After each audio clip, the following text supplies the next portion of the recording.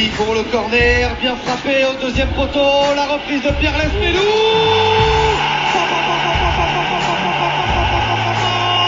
Pourquoi tu vas parler de quoi? De qui? Là, tu voyez la direction. Je parle pas de faire. Et le but, le troisième, le voilà, signé Achraf Dari, c'est son baptême. Premier but sous ses nouvelles couleurs pour le Marocain qui a totalement conquis déjà le stade brestois et ses supporters. Vous parlez avec Lorenzi qui est là, le directeur sportif, il est là. Vous parlez avec lui. Moi, je parle pas de faire. Il touche, hein, ça part où ça part. Hein. La première, j'ai blessé un spectateur, la deuxième, elle est rentrée. C'est tout. C'est tout. Gendouzi, la fixation, le drapeau, Gendouzi, la frappe, l'arrêt de Bizot, et le coup de balle devant Kyrgios Félix de Lilian Brassier. Pourquoi pas jouer une Coupe d'Europe avec Brest, on sait jamais. Le football, tout est possible. C'est bon d'aimer le Stade brestois. Salut à tous et bienvenue sur Brest On Air pour un nouvel épisode de Parle-moi 2, peut-être le dernier pour ce mercato estival 2022-2023, peut-être pas, il reste encore une petite semaine de mercato et on sait que Brest chercherait encore un petit peu à se renforcer, il peut également y avoir des départs. Mais en ce qui concerne le recrutement, c'est donc Mady Camara de l'AS Saint-Etienne qui va rejoindre le Stade brestois en neuf. D'abord en prêt avec donc une option d'achat obligatoire aux alentours de un petit peu plus de 3 millions d'euros en cas de maintien en Ligue 1 à la fin de la saison. Alors contrairement à l'épisode consacré à Youssef Belaïli, cette fois-ci nous avons eu un interlocuteur, donc c'est Paul d'Envers et Contre Tous qui a répondu à Yann dans la matinée et je vais vous laisser donc avec l'entretien qu'ils ont réalisé tous les deux pour en découvrir plus sur le joueur en provenance de l'AS Saint-Etienne. Bonne écoute à tout le monde. Paul, merci d'être présent. Donc voilà, tu es habitué du podcast, tu es déjà venu plusieurs fois. Cette fois, tu viens nous parler de Mady Camara, donc jeune joueur quand même de 24 ans. Mady Camara qui est formé à Saint-Etienne, pro depuis 2018, qui a joué un peu plus de 100 matchs. Et pourtant, on a l'impression que c'est pas un départ qui semble attrister plus que ça les supporters stéphanois. Ouais, c'est un joueur qui est assez clivant, mais comme beaucoup de joueurs qui ont participé à cette descente en deuxième division, il a des défenseurs, il a aussi des détracteurs. Et ouais, il y a pas tellement de tristesse pour le moment sur le départ de Mady Camara, mais tout simplement parce que le club dans sa globalité, dans une sorte de traumatisme de cette descente en Ligue 2, et qu'il y a une volonté aussi un peu de purger tous les responsables, sportivement en tout cas, de cette descente. Donc effectivement, on n'est pas très attristé du côté des supporters du départ de Mady Camara.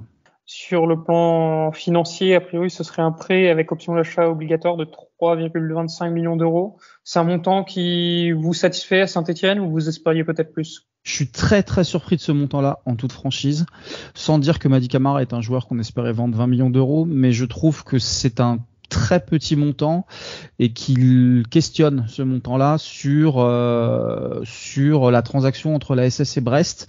Alors il y a d'autres discussions en ce moment à l'heure à laquelle on fait cette interview sur d'autres joueurs qui pourraient faire le chemin inverse. Je suis en train de me demander si effectivement la venue de Mady Camara rentre pas dans un deal global. C'est un joueur qu'on espérait plus vendre autour de 6-7 millions d'euros. Donc voilà, je suis très très surpris du montant, 3,5 millions d'euros pour un joueur à qui il restait 2 ans de contrat, qui a 24 ans, qui est en train quand même malgré tout de monter en puissance, qui reste une valeur sûre de la Ligue 1. Ça reste un petit montant, je trouve, au regard de ce qui se pratique aujourd'hui en première division. Ouais. Sur cet aspect-là, il me semble avoir vu que l'été dernier, il était courtisé par des club anglais notamment. Ça ne s'est pas fait parce que Saint-Etienne voulait le garder ou c'était lui qui souhaitait rester à Saint-Etienne?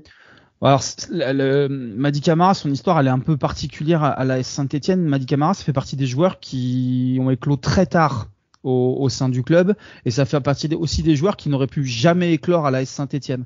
Quand il arrive, Mady Camara, en national, avec notre équipe réserve en national 2, c'est Jean-Louis Gasset à ce moment-là notre coach principal, et Gasset, il n'en veut pas du tout.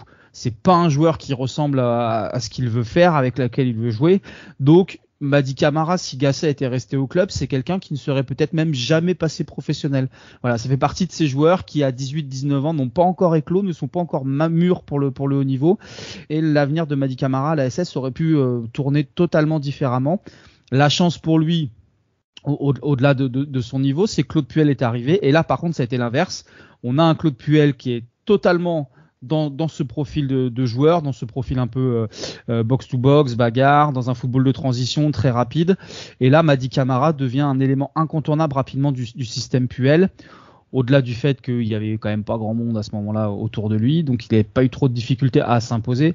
Mais voilà, donc Mady Camara, ça reste un joueur dont le profil sur lequel il a eu un petit peu de chance. Et tu parlais des clubs qui souhaitaient le recruter les saisons précédentes. C'est vrai qu'il a eu une cote de popularité qui est montrée très rapidement, aussi de par le fait qu'il était capitaine chez nous.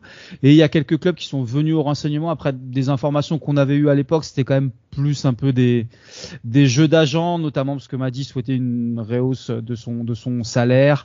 Il a signé pro très jeune avec un salaire assez tampon, assez bas quand il a signé son premier contrat pro, qui n'a pas été revalorisé à la hauteur de tous les autres milieux de terrain de l'effectif. Donc il y avait aussi un peu un jeu d'agents, mais oui, il y avait des clubs qui se positionnaient. On parlait de 6 millions tout à l'heure, mais globalement dans ces eaux-là. Ouais. Tu nous parles de son profil en évoquant un milieu box-to-box. Ouais. Ici, dans la presse locale, on nous parle d'un milieu défensif, un pur 6. Michel Racarian parle d'un joueur très polyvalent et quand on regarde son passage à Saint-Etienne, on voit qu'il a pu jouer 6, 8, peut-être même 10 et parfois latéral droit. Ouais, même central, ouais. Même central. Est-ce qu'il a vraiment un poste de prédilection ou est-ce que c'était du bricolage à Saint-Etienne ou il est bon à tous ses postes? C'est du bricolage à Saint-Etienne, oui, ça je te le confirme. Non, sur Mady Camara, le 6 comme on le voit de façon traditionnelle, un 6 sentinelle, c'est pas du tout ce registre-là. On est plus dans un milieu relayeur, dans un football de transition, donc porté vers l'avant. Tu n'auras pas un mec qui va planter devant ta défense, qui va être à 10 mètres de ta ligne de défense et qui va venir intercepter des ballons. Non. Mady, c'est un joueur qui a beaucoup d'activité au milieu de terrain. Il s'apparente plus à un 8 dans l'idée que je me fais de son poste. Mais tu as raison sur un point, c'est que c'est un joueur qui est très polyvalent. Il a déjà joué donc sous Puel dans un 4-2-3-1 avec 2 milieux très bas. Il a déjà joué dans des 4-3-3 où il était un peu plus dans un registre box to box, donc un vrai 8 comme on l'entend. 10 non, on va pas, c'est pas ce qu'on va lui demander. Et effectivement, ouais, il a dépanné régulièrement sur le poste de latéral droit. Et j'ai souvenir de l'avoir vu aussi jouer en défense centrale quelques matchs. Donc c'est un joueur qui a un registre assez polyvalent, mais dans l'utilisation que vous allez vous en avoir, je pense qu'il faut vraiment le voir comme un relayeur, donc un 6-8, mais encore une fois, j'insiste bien sur le fait qu'on n'est pas sur un 6 sentinelle. On est plus sur un 6 de jeu vers l'avant, de projection. Je ne sais pas si tu es forcément très familier de l'équipe brestoise, mais peut-être un profil un peu à la Haris Balkebla. Ouais, si, en vrai, je suis en train de réfléchir, mais oui, ça ressemble. Après, pour les joueurs que tout le monde connaisse, on n'est pas sur un Andrea Pirlo, par exemple. On est plus sur un Gattuso, tu vois, de cette équipe-là. Quand je pense à cette équipe d'Italie, mais on est plus sur un mec un peu plus haut qui va aller un peu plus au combat, plus que sur un mec qui va distribuer sur une pointe basse. Voilà, bon, typiquement, t'es plus sur un Marco Verratti, voilà, pour parler sur ce qui se fait dans le championnat de France. Même si t'es un peu plus dans le combat quand même du côté de Mady Camara. Et puis c'est un peu moins à l'aise techniquement, il faut aussi le dire. Même si c'est un joueur qui est pas fâché avec le ballon, attention, Mady. Justement, très belle transition pour la suite. C'est quoi sa grande qualité vraiment si tu devais en garder une seule? Et à l'inverse, si tu devais garder un seul gros défaut, ça serait lequel? Sa qualité, c'est sa projection. C'est un joueur qui est capable de casser les lignes sur 4-5 mètres. Quand il prend le ballon, il joue tout de suite vers l'avant. Et c'est à la fois son défaut. C'est-à-dire que c'est un joueur qui est capable de perdre le ballon très rapidement, qui est capable de se mettre en danger tout seul. Pas forcément l'équipe, mais lui tout seul très rapidement. Et c'est très très compliqué parfois. Alors, je pense aussi que Mady a vécu un peu le traumatisme de cette équipe stéphanoise qui met pas un pied devant l'autre depuis 3 ans, avec une équipe qui finalement n'a jamais appris à jouer en gagnant des matchs et en allant de l'avant. C'est une équipe qui a beaucoup attendu, qui a beaucoup joué en reculant, et du coup Mady Camara a un petit peu développé ce truc-là de jouer vers l'arrière, pas forcément se projeter, tout ça. Alors ce sont ses qualités intrinsèques, c'est là où il est le meilleur pour moi. Et d'ailleurs il a fait le match face à Nîmes, je sais même plus. Nîmes, non, Quevilly, pardon. Quevilly, il prend le ballon, il récupère le ballon à 70 mètres des buts, projection sur le côté, il déboule, centre au deuxième poteau, ça fait but. Voilà, on est typiquement dans ce qu'est capable de faire Mady Camara, c'est-à-dire prendre le ballon et aller tout droit et délivrer une passe. Donc non, c'est ça ses qualités. Je te dis, son défaut, c'est que ça reste encore un joueur qui doit techniquement progresser. Même si je te le répète, il est pas fâché avec le ballon. Ça reste un mec qui est quand même plutôt à l'aise. Mais ouais, faut qu'il passe une dimension collective aussi, Mady Camara. Je suis curieux de voir ce que ça va donner dans une équipe qui va jouer autour de lui. C'était un peu le problème à Saint-Étienne. Donc je suis très très curieux chez vous. Normalement, ça devrait jouer un peu plus. Donc je suis très curieux de voir ce que ça peut donner. Ouais. Justement, tu évoques le traumatisme de Saint-Étienne qui, je te cite, ne mettait pas les pieds l'un devant l'autre depuis 3 ans. Est-ce que Camara a quand même réussi à surnager dans ce contexte-là où finalement il était dans la forêt? Ouais, c'est un soldat, m'a dit. Hein. C'est un soldat, c'est un joueur de devoir. Malheureusement, je crois que le costume de capitaine était un peu trop grand pour lui à son âge. On lui a demandé peut-être plus de choses qu'il n'était capable de faire, notamment dans le leadership, dans tout ça. Ça a été vraiment l'homme de base de Claude Puel et on a senti que ça l'a un peu usé d'ailleurs quand Claude Puel est parti. La première décision, ça a été de retirer ce brassard à Mady Camara, pas parce que c'était un mauvais capitaine, mais parce que psychiquement, il était usé de ce rôle-là dans une équipe, et tu le redisais, mais dans une équipe qui était à la cave, quoi, tout simplement. Donc ouais, ça reste malgré tout un joueur. Ça reste pour moi un des seuls joueurs sur les 3 dernières années à Saint-Étienne dont on peut mesurer de manière très factuelle la progression. C'est un joueur qui a progressé doucement de manière linéaire, mais c'est un joueur qui a progressé dans son football et je trouve que c'est intéressant. Je répète ce que je disais au début, mais Mady Camara est un joueur qui va arriver à maturité beaucoup plus tard que les autres. C'est un joueur avec lequel il faudra être patient. C'est un joueur qui a découvert le très haut niveau à 21-22 ans, là où aujourd'hui dans la norme du football actuel, les mecs qui sont bons en Ligue 1 en milieu de terrain, techniquement à 20-21 ans, quand t'es bon, tu commences à jouer, tu vois. En tout cas, t'es un bon milieu de terrain, joue dans ces eaux-là. Donc, il va falloir être patient avec Mady Camara, et c'est un joueur dont vous allez pouvoir tirer la plénitude, je pense, d'ici 1 an, 2 ans. Il devrait atteindre son prime. Attention, je suis pas en train de dire que c'est un jeune joueur en formation. Mady Camara, pour moi, ça reste une certitude du championnat de France pour des clubs qui vont jouer entre 10 et 16, 10 et 17. Voilà, on n'est pas sur un joueur Ligue des Champions, on est sur un joueur fond Europa League et jusqu'aux équipes qui jouent le maintien. Mais moi je pense que vous avez fait une super affaire avec Mady Camara, et en plus humainement c'est un très bon mec, même s'il a eu quelques petits pépins, quelques petits problèmes à Saint-Étienne ces derniers mois, mais humainement c'est un très très bon mec, et dans un vestiaire ça posera aucun problème. Très bien, tu devances pas mal nos questions. J'en ai peut-être une quand même. A priori, vu comme Brest tourne en ce moment, Mady Camara vient plutôt pour être sur le banc la première saison, faire des rentrées. Est-ce que ça peut lui convenir, ou c'est quelqu'un qui a besoin du temps de jeu? Moi, je pense pas. Je pense que si vous le faites, c'est pour qu'il joue. Pour moi, Mady Camara à Brest, ça peut pas être sur le banc de l'équipe.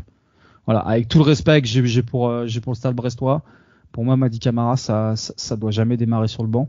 En tout cas, si vous le faites venir pour démarrer sur le banc, vous jetez 3,5 millions en l'air, les gars. En toute franchise, ça sert à rien. Pour moi, ça serait une erreur pour vous. Et je pense que, connaissant un peu le joueur et ses représentants, s'il vient à Brest, c'est qu'il a des garanties, de salaire déjà et de temps de jeu.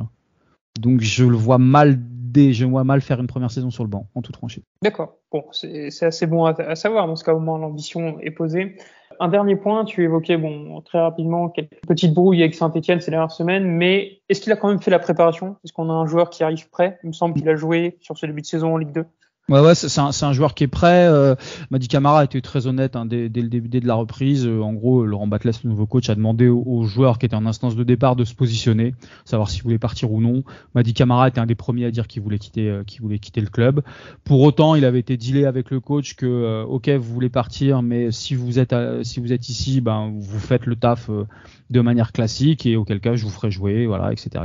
Donc Mady Camara a fait le début de championnat. Ça s'est pas forcément très très bien passé pour les Verts. Mady Camara a pas forcément été non plus très très bon, un peu la tête ailleurs. Des échos que j'ai eu moi sur Mady, c'est qu'il a beaucoup changé d'avis. Il a voulu partir, puis rester, puis finalement partir, puis finalement rester, et que ça a un peu traîné en longueur jusqu'à ce que ça agace un peu en interne sur sa situation personnelle. Voilà, donc il était, je pense, temps pour Mady Camara de se fixer ailleurs qu'à l'AS Saint-Etienne. Et ce ailleurs, ce sera donc le Stade Brestois. C'est une très bonne nouvelle. On termine avec une dernière question rituelle qui, jusqu'ici, nous porte parfois la passe, parfois non. Mais est-ce que Mady Camara, c'est un joueur qui est sujet aux blessures? Et je l'ajoute aussi, du fait de son profil, au carton. Alors, la réponse est non. Ni pour les blessures, ni pour les cartons. Alors forcément, il joue dans l'entrejeu. Donc, il joue dans l'entrejeu. C'est un joueur qui touche entre 60 et 80 ballons par match de moyenne. Donc, forcément, il va être amené à prendre des cartons. J'ai pas souvenir, là, maintenant que tu me poses la question, d'avoir vu une seule expulsion de Mady Camara dans ma vie. Peut-être que j'en oublie une, mais j'ai pas souvenir. Et c'est un joueur qui doit prendre 6 cartons jaunes dans l'année, tu vois. Donc, il y a peut-être une fois où ça va mal se goupiller avec accumulation de cartons, mais finalement, c'est pas un joueur qui est trop embêté avec ça. Et sur les blessures, quelques petits pépins musculaires, mais qui sont propres à tous les footeux. Il a l'habitude de jouer avec un strap à la main parce que il est un peu assujetti à des problèmes de poignet, mais ça l'a jamais empêché de jouer ou quoi que ce soit. Voilà. Donc non, sur des grosses blessures de Mady Camara, il y en a pas. On est sur des blessures classiques d'un footballeur professionnel. Et je me permets de rajouter, ce qu'on n'en a pas parlé, Mady Camara a aussi une qualité, c'est qu'il est capable de marquer des buts. Et ça, c'est quand même important. Alors, il marque pas des buts sur des frappes de loin ou sur des actions placées. Il marque des buts souvent sur des seconds ballons, sur coup de pied arrêté. C'est un joueur qui est très très bien positionné, notamment sur les deuxièmes ballons sur corner, et qui arrive à se faufiler et à venir mettre le pied, mettre le genou, la cuisse là où il faut pour mettre le ballon au fond des filets. Donc c'est un joueur qu'il faudra surveiller aussi de votre côté offensivement, parce qu'il est capable d'apporter son ombre dans une surface. C'est une très bonne nouvelle, puisque le Stade Brestois brille sur le coup de pied arrêté en début de saison. On a les joueurs pour, donc on en rajoute un. C'est une excellente nouvelle. On considère globalement l'arrivée de Mady Camara comme une bonne nouvelle. Tu nous annonces qu'il pourrait s'imposer dès cette saison en Ligue 1. On espère, on le verra et on se tiendra au courant. Dans tous les cas, Paul, merci beaucoup d'être venu nous éclairer sur Mady Camara. Et voilà, on se tient au courant. On espère revoir Saint-Étienne en Ligue 1 dans l'an prochain, peut-être l'année d'après, même si pour l'an prochain, ça paraît dur. Plutôt viser sur l'année d'après. On va être rationnel, je pense. Très bien, merci